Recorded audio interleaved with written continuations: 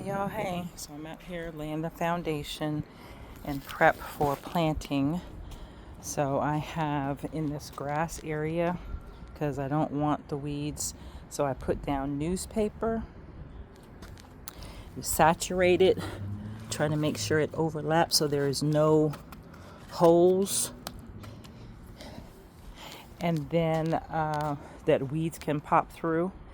And then I put cardboard on top of that.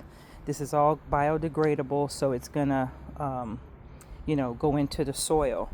It said don't have any stickers or tape, so I pulled as much of the stickers and tape off as I could, but I faced the stickers and tape upwards if I had it on there, so that way, if the rest of it goes into the soil, if that part is left, it's all right. And then I put about 2 to 3 inches of mulch over top. So again, this acts as weed suppression. So it should keep, any weeds from coming up in between my raised beds.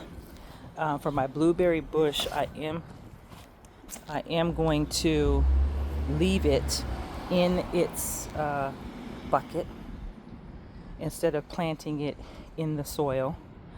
And then I'm going to, plant things around it. So underneath here, I'm not going to leave this out because Mary Lou the squirrel is lurking. I know she's watching me. So what I did was I set it on top of a little piece of rock that I had out here. And then I will put some repellent type plants around this. And then I have the netting that's coming. So I can put the netting over top of it so that Mary Lou and any other little critters that decide they might want to try to steal a few berries can't get to it. So in the bottom of the planters comes paper. When I empty the mulch, if there's big sticks, loose leaves, like leaves you've pulled up from raking, any type of stuff that can act as a filler, that's also going to degrade. So this is just paper that came in my Amazon packages. So I put that in the bottom. I'm going to top it with some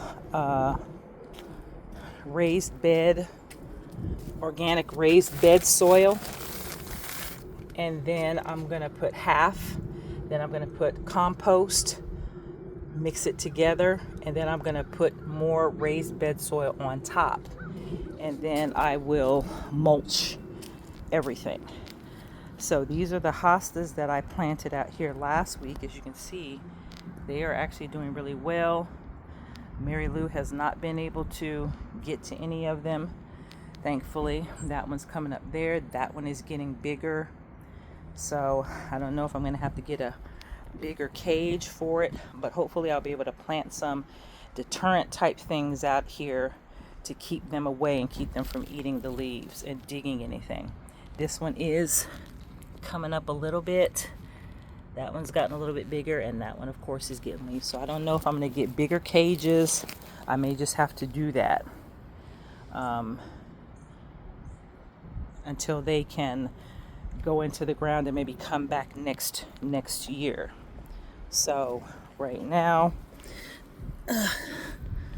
that's what's happening in the yard. So I got to get some more. And if you don't have newspaper, it's okay. You can just use all cardboard. So I've got some Amazon boxes coming today. So this is what I got. So I got this much left to do, and I'll put a little metal edging right along here.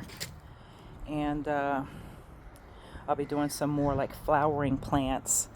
I've got hummingbird feeder, and a couple of garden statues coming. So hopefully these are the coneflower, the little yellow marks, coneflower seeds that I planted. I don't know if they're going to come up or not. I haven't seen any. So hopefully they will come up. If not, I'll just buy them and plant them, buy them already grown and plant them that way. All right, so I have my tomato bush in there. That's going to go in one of these. I think I'm going to put it in the far one over there. And that's actually going to go in ground. So I'm actually going to plant that one in the soil. So Probably in this one right here. So we shall see. And I'll put some things around it, some companion plants, basil, marigold, I think it was thyme, just something that's companion that will help the tomatoes to grow a little bit better.